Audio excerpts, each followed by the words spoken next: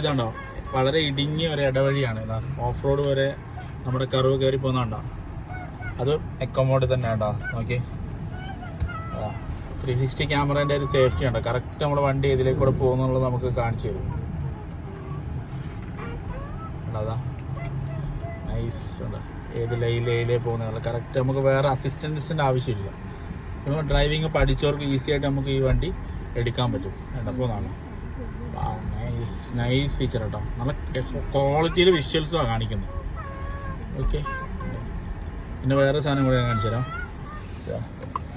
അല്ല, ഇൻഡിക്കേറ്റർ ഇട്ട് കഴിഞ്ഞാൽ നമുക്ക് ഈ ഒരു ലീനിയർ ക്യാമറ ഓണായിട്ട് നമുക്ക് കാണുകയും ചെയ്യും.